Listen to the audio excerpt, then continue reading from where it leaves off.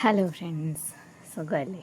അപ്പോൾ ഇന്നത്തെ എൻ്റെ വീഡിയോ എന്ന് പറയുന്നത് ഒരു ലോങ് വീഡിയോ ആണ്. അതായത് സാധാരണ ഞങ്ങളുടെ വീട്ടിൽ ഓണത്തിന് എല്ലാവരും വന്നിട്ട് ഒരുമിച്ചിരുന്ന് സദ്യ, ഞങ്ങളുടെ കുടുംബത്തിലെ എല്ലാവരും വന്നിട്ട് ഒരുമിച്ചിരുന്ന് സദ്യ ഉണ്ണുന്നത് ചതയ ദിവസമാണ്. അപ്പോൾ നമ്മളിപ്പോൾ ഈ വീഡിയോ കണ്ടുകൊണ്ടിരിക്കുന്നത് അവിട്ടത്തിൻ്റെ അന്നാണ്.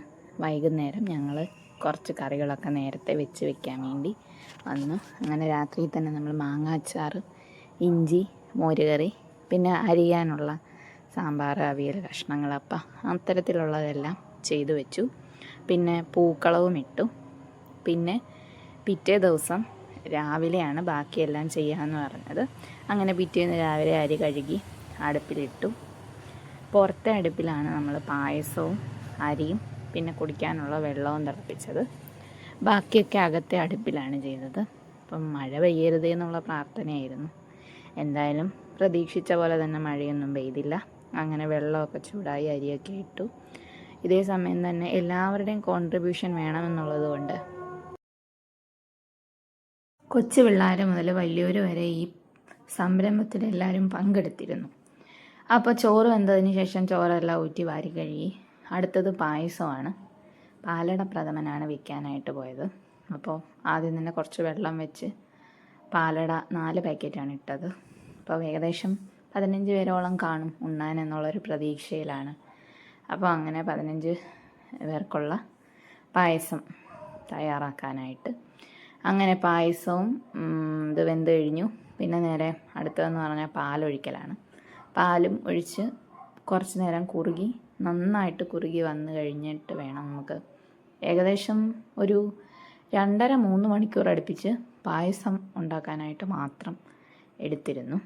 ഇതേ സമയം തന്നെ അകത്ത് സാമ്പാർ, അവിയൽ, തോരൻ ഇത്യാദികളായ വസ്തുക്കളെല്ലാം തയ്യാറായി. ഇതേ സമയം തന്നെ നമ്മുടെ പിള്ളേരെല്ലാം പോയി ആ സമയം കൊണ്ട് ഇലയൊക്കെ വെട്ടിക്കൊണ്ട് വന്നു. അപ്പോൾ അമ്മ അവിയൽ ഒക്കെ ഉണ്ടാക്കി. അങ്ങനെ നമ്മൾ ഏകദേശം വീട്ടിൽ ആളുള്ളത് കൊണ്ട് ഓരോരുത്തരും ഓരോന്ന് ചെയ്യുമ്പോഴത്തേക്കും നമ്മുടെ സമയം അധികം പോവാതെ തന്നെ എല്ലാം നമ്മൾ ഏകദേശം രാവിലെ ഒരു 8:30-9 മണിയായപ്പോഴാണ് തുടങ്ങിയത് പരിപാടി. അപ്പം 12:30, 1 മണിയായപ്പോഴത്തേക്ക് ഏകദേശം എല്ലാ പരിപാടിയും തീർന്നു. അപ്പോൾ അതാ പായസത്തിൽ എല്ലാം വറുത്ത് ഇട്ടു.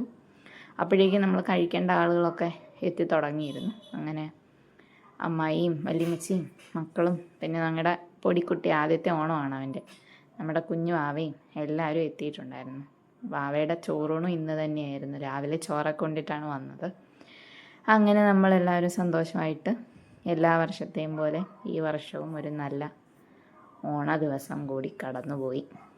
അങ്ങനെ ഇനിയും അടുത്ത വർഷവും ഇതിലും നല്ലൊരു ഓണം ഉണ്ടാവട്ടെ എന്ന് മാത്രം ഞങ്ങളെല്ലാവരും ആഗ്രഹിക്കുന്നു. ഈ സമയത്ത് എല്ലാവരും ഇപ്പോഴും എല്ലാവരുടെയും കോറം കംപ്ലീറ്റ് ആയിട്ടില്ല.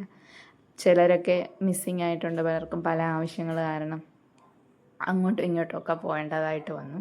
അപ്പോൾ അവരെല്ലാവരും കൂടി അവസാനം കുറച്ച് ഫോട്ടോസും ഒക്കെ എടുത്തു.